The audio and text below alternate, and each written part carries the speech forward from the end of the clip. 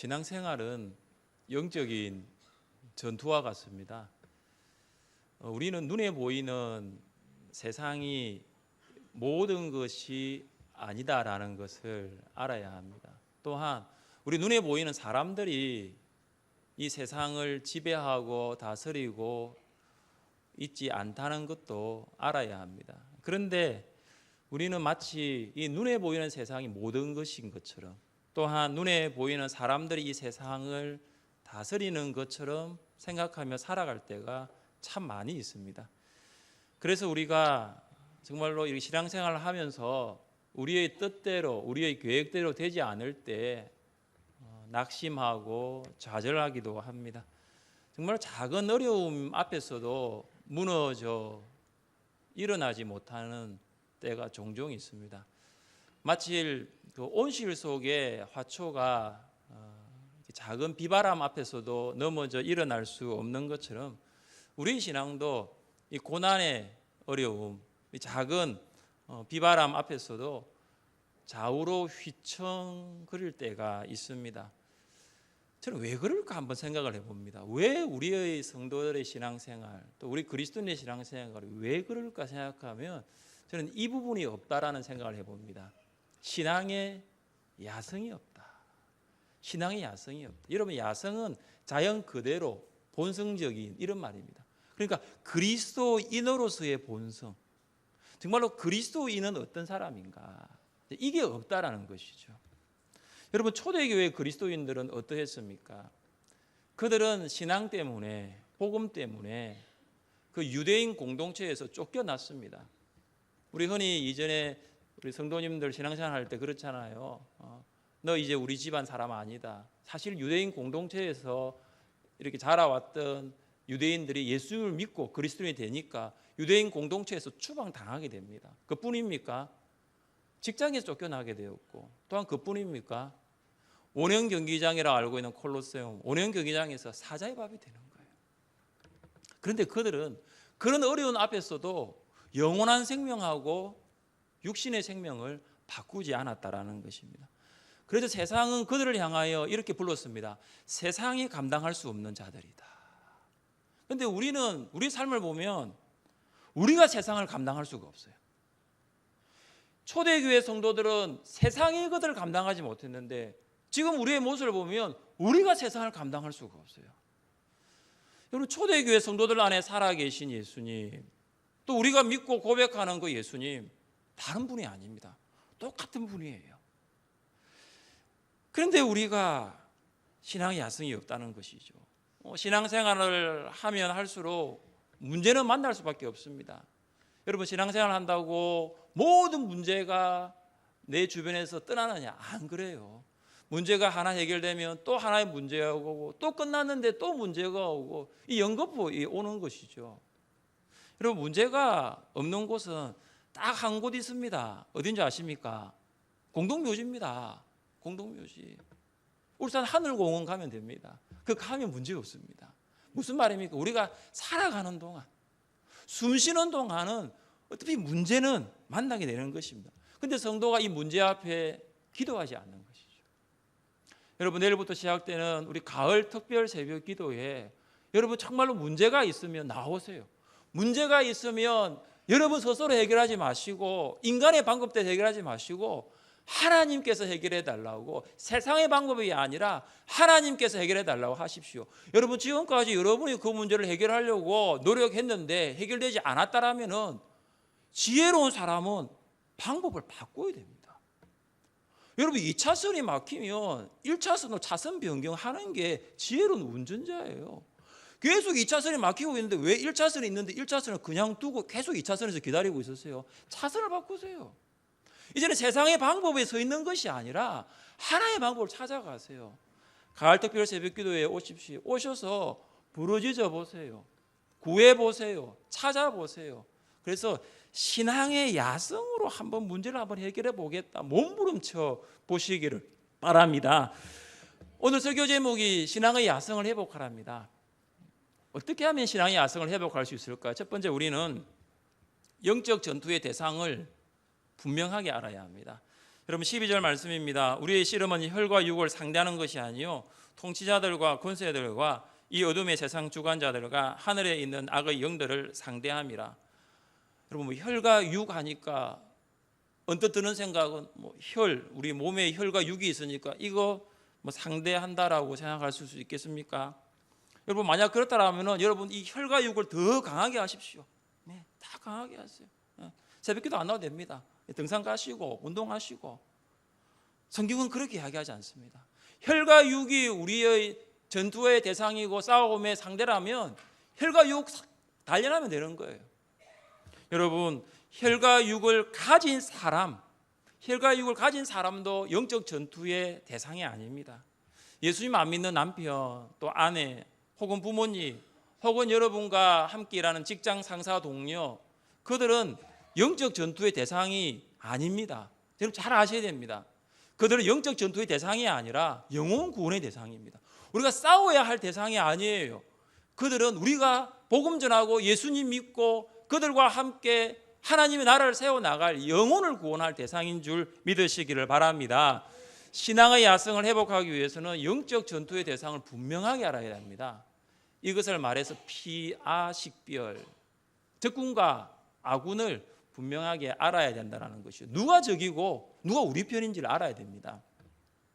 월남전에 참전한 경상도 소대장이 울창한 밀림 속을 소대원들과 수색 정찰하고 나갔는데 수색 정찰하는 중에 베트콩이 나타나서 소대장이 재빨리 이렇게 외쳤습니다. 수그리. 웃는 분은 아시는 거예요. 수그리 하니까 경상도 소대원들이 수그리가 뭔 줄 알고 재빨리 엎드렸습니다. 근데 이 말을 모르던 다른 소대원들은 엎드리지 못하고 그냥 서 있다가 몇몇이 죽었습니다. 살아남은 소대원들은 생각했습니다. 소대장님이 수그리 하면 빨리 엎드려야지. 수색 정찰은 계속되었습니다. 또한 또 베트콩을 만나자 소대장님이 말했습니다. 아까 맹키로. 또 아시는 분들 웃습니다. 경상도 소대원들은 조금 전과 똑같이 신속하게 엎드렸지만 다른 지역의 출신의 병사들은 무슨 뜻인지를 모르고 멍하게 있다가 다 죽었다는 이야기가 아주 오래전부터 내려오고 있습니다. 소대장이 잘 못한 것이죠. 저도 소대장 출신인데 PR을 식별하지 못하는 거예요. PR. 누가 적군이고 누가 아군인지. 여러분 교회는 예수님의 군사들이 모인 하나님의 군대입니다. 근데 교회가 문제가 있어요. 교회 안에 분쟁이 있고 다툼이 있는 것은 우리가 정말로 싸워야 할 적군이 누군지 또 우리가 함께 싸워야 할 아군이 누군지를 구분 못하는 거예요. 여러분 옆에 앉아 계신 성도님들 한번 보십시오. 한번 보세요. 이렇게 한번 인사해 볼까요? 우리는 예수님의 좋은 군사들입니다. 우리는 예수님의 좋은 군사들입니다. 인사하신 분들은 싸워야 할 대상 아니에요. 부부끼리 앉은 분들이 있는데 부부싸움 하지 마세요. 부부는 싸워야 할 대상이 아니에요. 함께 가정을 세워나가야 할 대상이고 성도끼리 싸우면 안 됩니다. 함께 목장을 세워나가고 초원을 세워나가고 함께 하나님 나라를 세워나가야 할 동력자라는 것이죠. 우리의 영적 전투의 대상은 통치자들, 권세자들, 주관자들과 악의 영들입니다. 통치자들과 권세자들은 교회를 대적하는 악한 영적인 능력들입니다. 어둠의 세상 주관자들은 세상을 지배하는 영적 존재들입니다. 그리고 하늘에 있는 영들은 악을 수행하는 귀신들입니다. 여러분 이 사단과 이 악의 세력들은 직접적으로 성도를 공격할 때가 있습니다. 사단이 하와에게 접근해서 선악과 먹으면 하나님처럼 될 수 있다 유혹했습니다.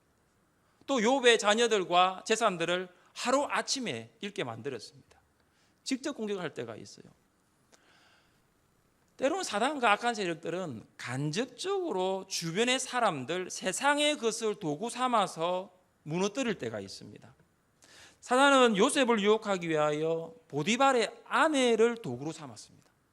또한 이스라엘 공동체를 무너뜨리기 위하여 아간이 그렇게 좋아하는 세상의 옷, 돈, 금 이런 것들로 세상의 것들로 아간을 유혹했습니다. 사단은 광명의 천사로 가장하여 나타나면 우리가 분별하기가 참 쉽지 않습니다. 여러분 기억하십시오. 사탄과 영적인 세력들은 우리보다 훨씬 더 지혜롭다는 사실. 우리가 무엇이 약점이 있는지, 영적 아킬레스건이 무엇인지를 사단은 잘 알고 있습니다. 여러분 혹시 오늘 2부 예배에 참석하신 분들 중에 두려움과 불안을 느끼는 분들이 있습니까? 혹시 공포와 염려 때문에 밤에 잠을 못 자는 불면증을 앓고 있고 약을 먹어야 평안한 잠을 잘 수 있는 분들 계십니까? 혹시 잠을 자는데 악몽을 꾸거나 뭔가에 눌려가지고 깊은 잠을 자지 못하는 성도님들이 있습니까? 여러분 꼭 기억하십시오. 불신자들은 사탄과 영적 세력의 그 위협 앞에 두려워 떱니다. 하지만 신자는 두려워하지 않습니다. 신자들은 이 귀신의 능력에 두려워 떠는 것이 아니라 오히려 귀신들이 하나님의 능력에 두려워 떤다는 것을 믿으시기를 바랍니다. 왜 그럴까요? 예수님께서 승리하셨기 때문입니다. 예수님께서 사단의 머리를 밟으셨기 때문입니다. 그래서 사단과 악한 세력들이 여러분을 공격할 때에 우리는 누구의 이름을 선포해야 할까요? 예수님의 이름, 예수 그리스도의 이름. 저도 교회 부임해가지고 우리 하늘샘교회 부임해가지고 한 며칠 됐나요? 신방 갔던 집이 귀신 들린 분이 있는 집이었어요. 저도 뭐 어쩌할 수가 없더라고요. 그래가지고 보혈 찬양 계속 부르고 기도하고 밖에는 비가 오더라고요. 비는 뭐 이렇게 계속 했는데 한 1시간 2시간 했나요? 그러니까요 눈이 서서히 초점이 맞추면서 이제 제가 하는 말을 조금씩 이해를 하더라고요. 저도 귀신 쫓아내를 어떻게 할 수 없어요. 예수 이름밖에 없어요. 여러분 다 똑같은 거예요. 예수 이름 앞에는 귀신이 떨고 떠날 줄 믿습니다. 그래서 여러분 두려워하지 마세요. 여러분 혼자 있을 때, 밤에 잠잘 때, 아니면은 뭔가 괜히 두려움이 생길 때는 예수 이름 선포하며 나가시면 승리할 줄 믿습니다. 둘째, 우리는 항상 예수님 안에 거해야 합니다. 여러분 10절 말씀입니다. 끝으로 너희가 주 안에서와 그 힘의 능력으로 강건하여지고, 마지막에 강건하여진다라는 이 말의 의미는 한 번 강해진다는 것이 아니라 계속적으로 강해진다라는 것입니다. 어떻게 강해집니까? 예수님 안에서 강해지는 것입니다. 예수님 안에 힘이 있고 예수님 안에 능력이 있습니다. 그래서 힘과 능력의 원천은 바로 예수님 안에 있습니다. 힘과 능력은 예수님 안에 있는 것이죠. 우리가 예수님 안에서 계속적인 힘과 능력을 공급받아야만이 영적 전투에서 승리할 수 있습니다. 바울은 신앙생활을 하면서 정말로 행복했을 때도 있었고 배부를 때도 있었고 풍부할 때도 있었습니다. 그런데 늘 맑은 날만 있었던 것은 아니지. 요즘 가을 하늘이 너무 아름다워요. 늘 맑은 날만 있었던 건 아니었던 것 같습니다. 바울은 가난하고 배고프고 춥고 자지 못한 적도 참 많았습니다. 복음 전하면서 매도 맞고요, 옥에 갇히기도 하고 배가 파손되는 등 죽을 위험에 처한 적이 한두 번이 아니었습니다. 사람의 힘으로는 이 일을 감당할 수 없었는데 바울은 어떻게 이 어려움을 감당했을까요? 그는 이렇게 고백합니다. 내게 능력 주시는 자 안에서 내가 모든 것을 할 수 있느니라.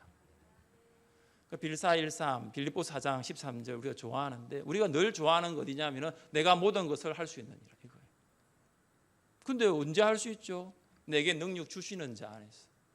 힘과 능력의 원천 대신 예수님 안에 있을 때, 힘과 능력의 원천이 나에게 있지 않고 예수님이 주신다는 것을 확신할 때, 그 예수님 안에 있을 때에 승리할 수 있는 것입니다. 바울은 힘과 능력의 원천이신 예수님 안에 항상 거했습니다. 포도가지가 나무에 붙어 있는 것처럼 바울은 예수님께 붙어 있었습니다. 그래서 예수님의 십자가의 능력이 바울의 능력이 되었고, 예수님의 부활의 능력이 바울의 능력이 되었습니다. 예수님을 죽음에서 일으키신 능력이 바울을 실패와 좌절의 무덤에서 일으켰습니다. 여러분 혹시 좌절되고 낙담되고 넘어지셨습니까? 여기 오기까지도 여러분 여러 가지로 세상의 염려와 근심 때문에 완전 무너져 버렸습니까? 사람들을 여러분을 힘들게 했나요? 여러분 일들 가운데 그냥 파묻혀서 지내셨나요? 예수님 안에서 다시 일어서시기를 바랍니다. 예수님 안에 거하여 그 주님이 주시는 능력과 힘으로 다시 한번 영적인 전투에서 싸워 승리하시기를 주님의 이름으로 축복합니다. 셋째, 우리는 하나님의 그 영적, 하나님의 그 전신 갑주를 입어야 합니다. 우리 함께 11절 말씀을 읽겠습니다. 11절입니다. 마귀의 관계를 능히 대적하기 위하여 하나님의 전신 갑주를 입어라. 하나님께서는 우리에게 힘과 능력을 주실 뿐만 아니라 전투에 승리하기 위해서는 무장해야 된다. 장비들도 공급하십니다. 여러분, 전신갑주는 완전 무장 상태입니다. 무장 해제가 아니에요. 머리부터 발끝까지 방어할 수 있는 준비, 그리고 공격할 수 있는 준비를 갖추는 것이 전신갑주입니다. 여러분, 전신갑주를 갖추지 않는 성도들은 마귀의 표적이 될 수가 있습니다.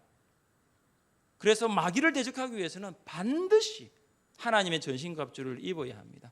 전신갑주를 입은 성도만이 싸울 수 있기 때문입니다. 우리가 입어야 할 하나님의 전신갑주는 어떤 것이 있습니까? 진리의 허리띠입니다. 로마 군인들이 착용한 허리띠는 여러분이 착용하고 있는 폭이 이렇게 크지 않거나 가벼운 이런 어떤 허리띠가 아니에요.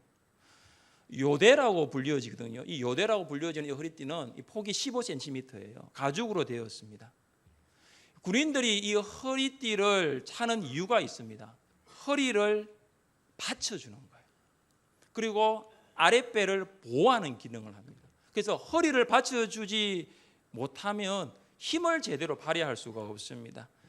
그래서 군인이 띠를 착용했다, 띠를 메었다라는 것은 이제 전투할 준비를 했다라는 것입니다. 그래서 이 띠는 뭔가 장식이 아니에요. 이거는 전투라는 본질적인 목적을 위한 것입니다. 진리가 바로 이와 같은 역할을 합니다. 진리가 우리의 허리를 받쳐줄 때 우리는 영적 전투를 할 준비를 할 수 있습니다. 여러분, 이 띠가 군인에 있어서 딱 중심에 있거든요. 딱 중심에 있어요. 여러분, 허리띠를 다른 데 매는 분은 없잖아요. 딱 중심에 있어요. 그처럼 진리는 그리스도인 삶의 중심입니다. 그럼 진리가 누굽니까? 내가 곧 길이요 진리요. 누가 말했죠? 예수님 말했어요. 예수님이 진리이십니다.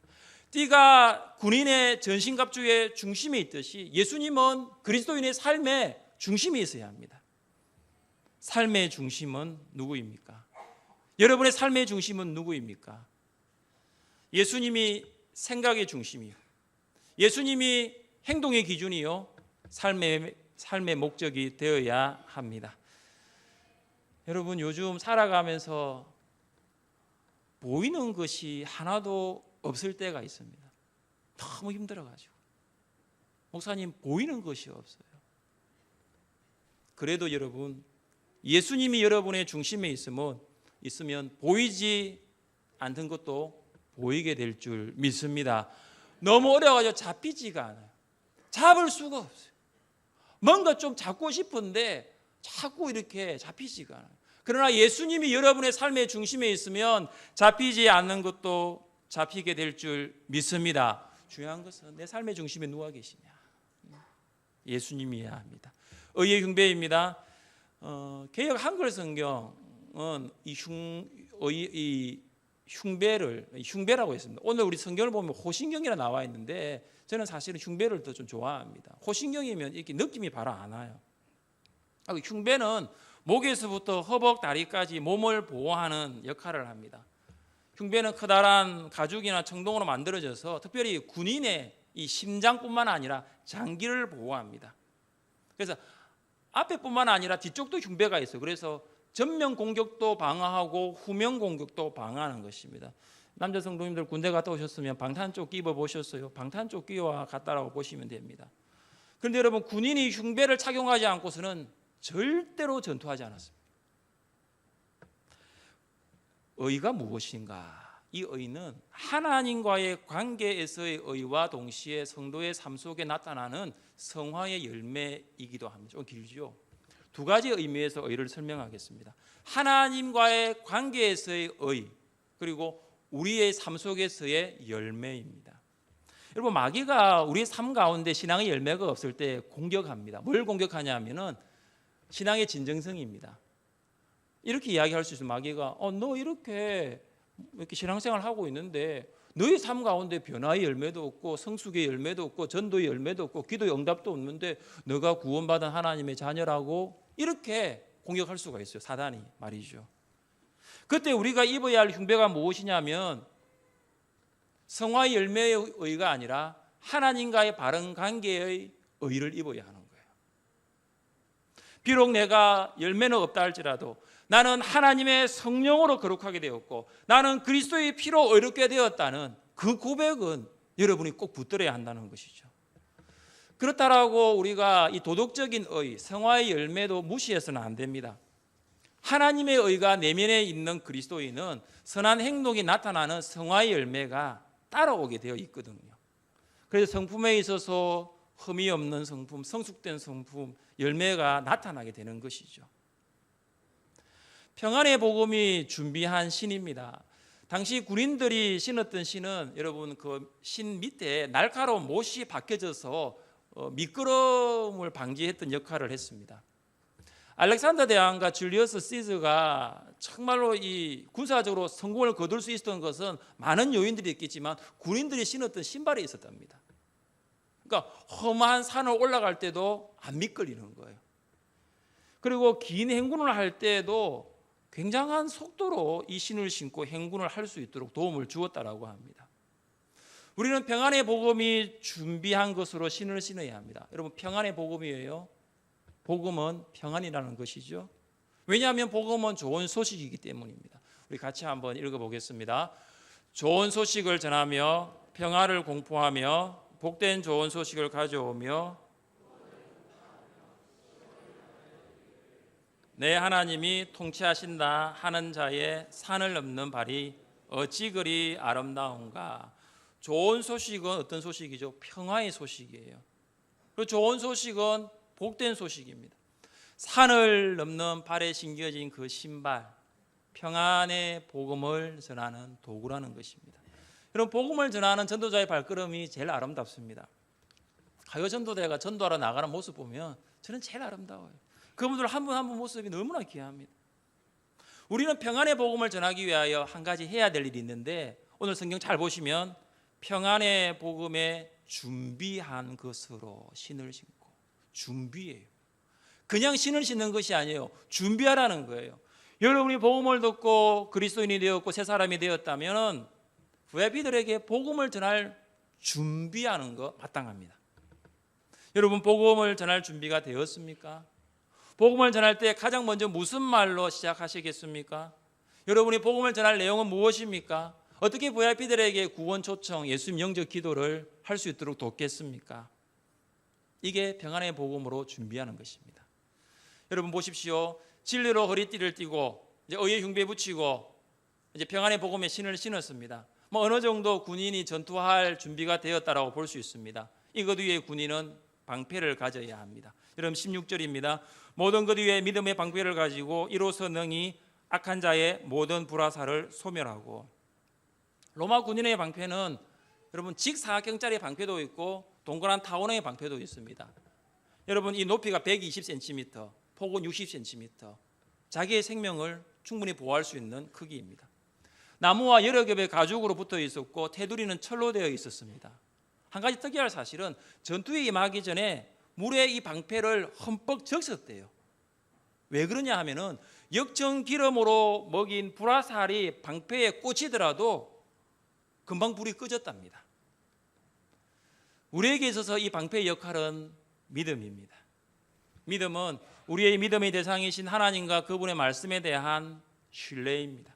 믿음은 하나님의 약속이 실현되는 것을 붙드는 것입니다. 믿음은 하나님께 전적으로 의지하는 것이고 그분의 뜻을 기꺼이 순종하려는 마음입니다.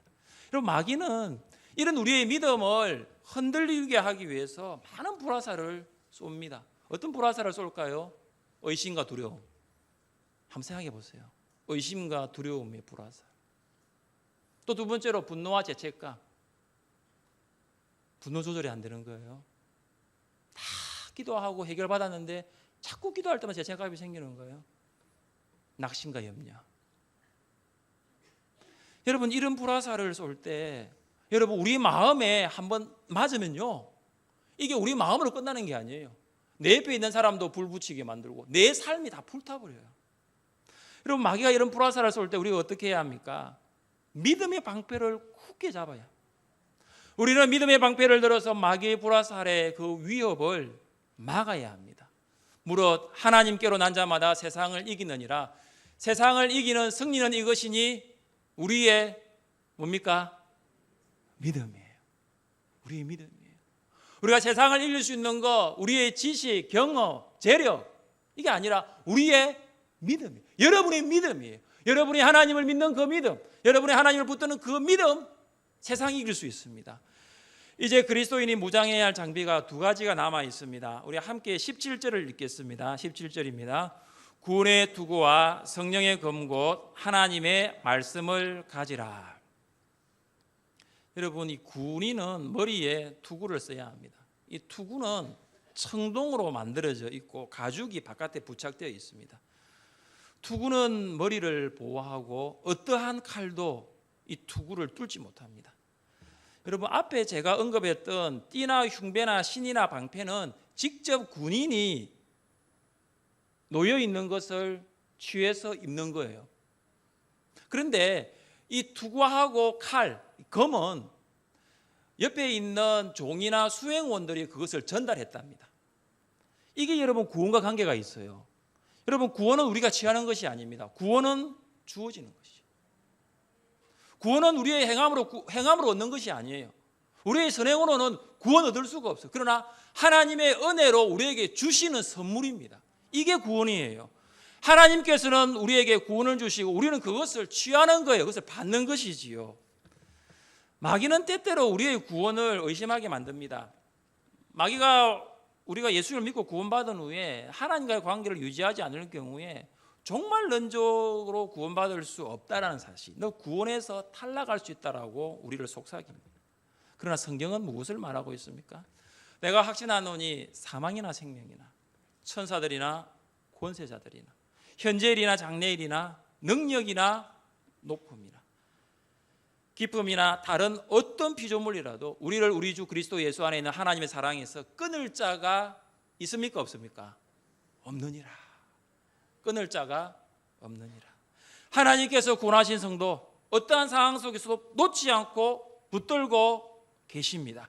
하나님과 한번 맺은 관계, 하늘과 땅의 그 어떤 것도 갈라 놓게 할 수 없습니다. 어떠한 것도 하나님과 구원받은 성도 사이에는 들어오지 못합니다. 마지막으로 우리가 갖추어야 할 장비가 무엇입니까? 금입니다. 칼입니다. 군인에게 있어서 이 금은 유일한 공격 무기입니다.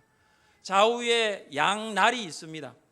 무엇을 자르고 찌를 때 사용됩니다.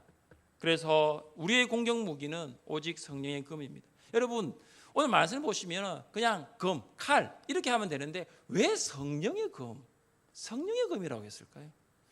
우리가 하나님의 말씀을 전할 때에 성령의 능력 없이는 전할 수가 없는 거예요. 우리가 하나님의 말씀을 들을, 여러분 지금 하나님의 말씀 듣고 계시잖아요. 성령의 능력 없이는 하나님의 말씀을 이해할 수 없어요. 그래서 이 성령은 우리가 말씀을 듣고 전할 때에 그 말씀이 능력 있도록 만들어 주시는 것입니다. 성령께서 꿰뚫는 힘을 주시고 성령께서 자를 수 있는 예리한 날을 말씀에 부여해 주시는 것입니다. 그래서 하나님 말씀은 우리를 새롭게 합니다. 우리 같이 한번 읽어보겠습니다. 하나님의 말씀은 살아있고 활력이 있어 날선 어떤 검보다도 예리하여 혼과 영과 및 관절과 골수를 찔러 쪼개기까지 하며 또 마음의 생각과 뜻을 판단하나니. 여러분, 하나님 말씀이 뭐라고요? 살았다, 능력 있다, 활력 있다라는 것입니다. 어떤 남자가 알코올 중독이 되어서 너무 비참한 삶을 살고 있었습니다. 어느 사람이 그의 아내에게 성경을 한 권 주었는데 이 아내가 그 성경을 읽다가 예수님을 만나게 되었습니다. 그래서 아내는 이 성경을 통해서 위로받고 정말 이 성경을 마치 보물처럼 귀하게 여겼습니다. 하지만 남편은 아내의 새로운 신앙을 비웃기만 하였습니다. 하루는 이 남편이 또 술에 만취되어서 집에 들어와 아내가 읽고 있는 성경을 빼앗아 가지고 불이 활활 타는 난로 속에 던져버렸습니다. 그리고 이렇게 말합니다. 보자, 너의 성경이 어떻게 될지 한번 보자, 이렇게 하겠습니다. 다음 날 아침 남편이 그 난로 안에 남은 재를 치우다가 타다가 남은 성경 몇 쪽을 보게 되었습니다. 그중 마태복음 24장 35절의 말씀이 눈에 들어왔습니다.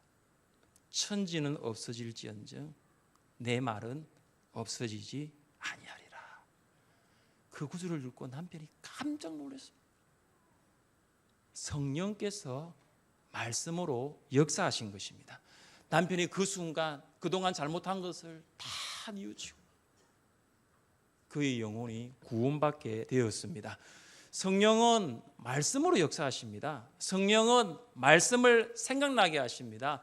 하나님께서 예수님께서 제자들에게도 약속하셨습니다. 보혜사 곧 아버지께서 내 이름으로 보내실 성령 그가 너희에게 모든 것을 가르치시고 내가 너희에게 말한 모든 것을 생각나게 하시리라.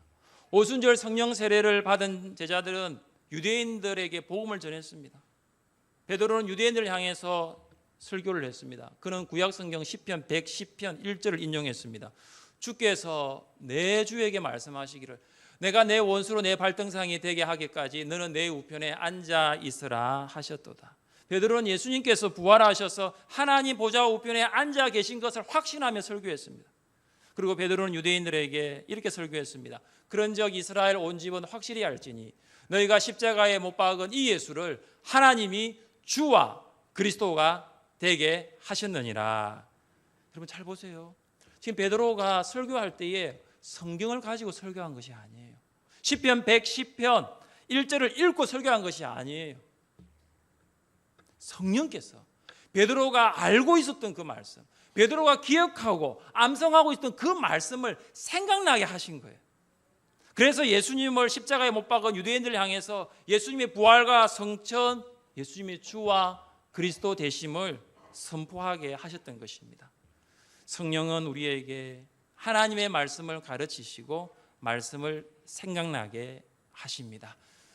마귀가 여러분에게 내일 일을 염려하게 하여 걱정하도록 마음을 생기게 할 수가 있습니다. 지금도 마찬가지예요. 지금도 말씀 중에도 내일 일을 걱정할 수가 있습니다. 그렇다면 성령은 우리에게 이렇게 말씀하십니다. 내일 일을 염려하지 말라. 내일 일은 내일이 염려할 것이요. 아직 닥쳐오지 않은 염려까지 미리 당겨서 염려하지 말라는 거예요. 염려할 것은 우리가 해야 될 일이 아니고 우리가 해야 될 것은 하나님께 맡기는 것이죠. 성경은 또 성령께서는 성경을 통해서 말씀하십니다. 너희 염려를 다 주께 맡기라. 이는 그가 너희를 돌보심이라. 여러분 저는 오늘 여러분에게 하나님의 전신갑주를 이야기했습니다. 이 전신갑주 모두를 여러분이 입으면 참 좋겠지만 그 중에 여러분에게 정말 필요한 것이 무엇인지 보십시오. 지금 여러분 눈앞에는 여러분 앞에는 하나님의 전신갑주가 펼쳐져 있어요. 중요한 것은 여러분이 의지를 들여서 손을 내밀어 그것을 붙들고 허리띠를 착용하고 의의 흉배를 붙이고 신을 신고 방패를 들고 하나님이 주시는 투구를 쓰고 칼을 쥐면 되는 거예요. 전신갑주를 입는 것은 여러분 선택의 문제가 아닙니다. 이것은 생사의 문제입니다. 그리스도인이라면 입지 않으면 살 수가 없어요. 입지 아니하면 신앙생활을 할 수가 없어요. 여러분 생과 사의 갈림길에 있으면 어떻게 하시겠습니까? 입어야 살 수 있는 것입니다. 하나님의 전신갑주를 입어야 지금부터 시작되는 영적인 전투에서 승리할 수가 있습니다. 하나님의 전신갑주를 입고 신앙의 야성을 회복하고 승리하는 여러분 되시기를 주님의 이름으로 축복합니다. 하나님 아버지 감사합니다. 영적인 패잔병이 아니라 하나님의 좋은 군사로 전신갑주를 입고 믿음으로 승리하는 모든 성도들 되게 하여 주옵소서. 예수님의 이름으로 기도드리옵나이다. 아멘.